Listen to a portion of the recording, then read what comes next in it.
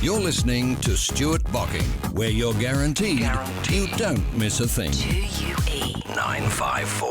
Well, it is amazing. We caught up with Peter Fitzsimons earlier on. Of course, he's going to be part of Celebrity MasterChef when it comes back on Channel 10, the very, very popular cooking show. And wherever you look these days, the cooking genre has taken off. Now, one of them that's run for a number of years on the ABC is The Cook and the Chef. Very, very popular. Of course, Maggie Beer as the cook and Simon Bryant as the chef. Well, our Ian Horner, who does our DVD and movie segment on a regular basis, recently had a very close and behind-the-scenes look at putting it all together, because we are about to lose one of them, and that is The Cook and the Chef. It finishes up on Wednesday, September 16.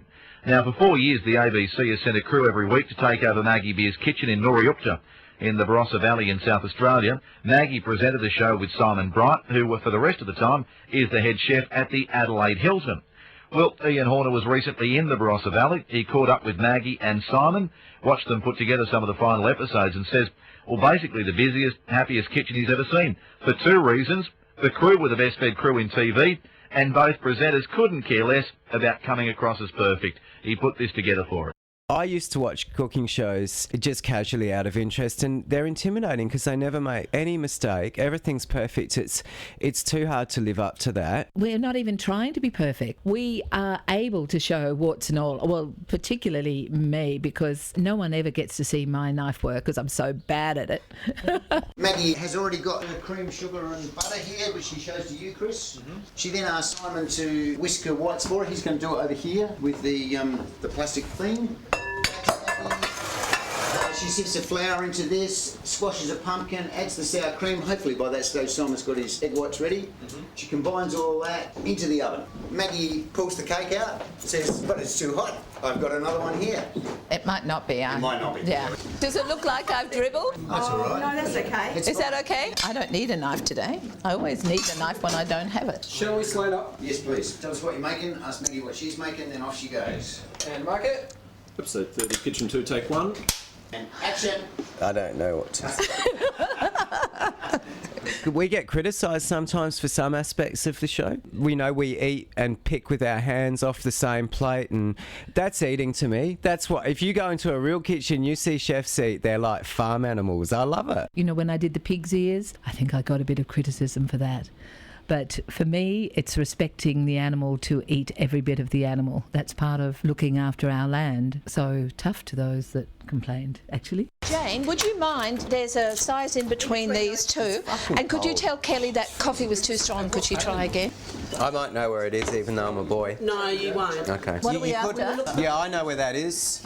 You do not. I already found that one that was in there, so you do not know where it is. Did you find the ones with a bit of mould in them?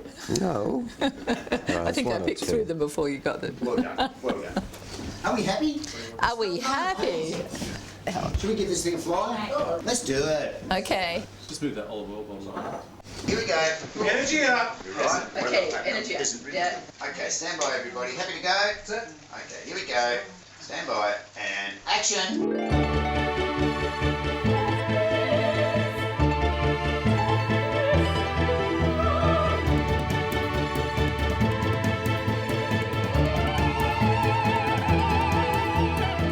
That's you singing, isn't it? Well, no, but Steve Matters is the composer, and he's composed a madrigal for us for the last show of the year for my singing group. So we're going to sing a Barossa madrigal in 3 parts.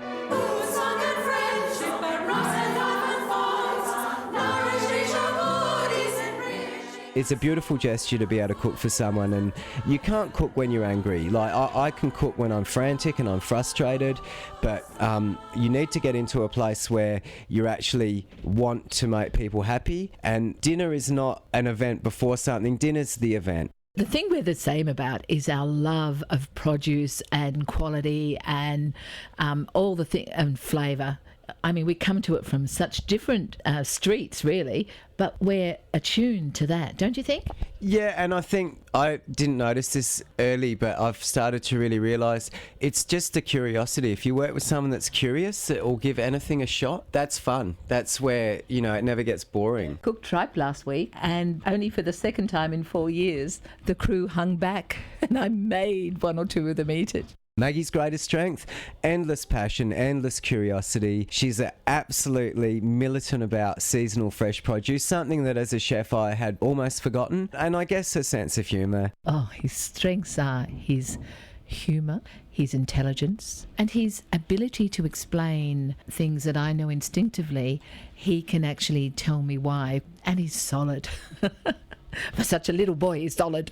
Yeah, and what's his weakness? Black coffee, not having breakfast, not getting enough sleep. Maggie's weakness, I'd say she's a perfectionist, and she has such high standards that I respect it totally, but I think that sometimes you got to compromise. You just got to get the food out. The only time I think I can see Maggie maybe going to have a go at me is when I'm doing something ridiculously chefy, and I deserve it. You know, we are who we are, and there's no pretense. And I think that's what people feel. Maggie?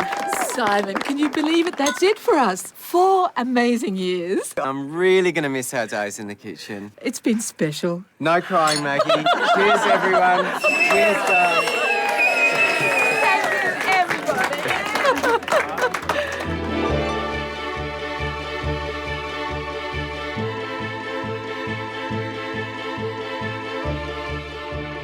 Yeah, so there we go. Good on you, Ian Horner. Put that all together. Of course, spent some time in the Barossa Valley where he was able to catch up with Maggie Beer and also Simon Bryant, the cook and the chef.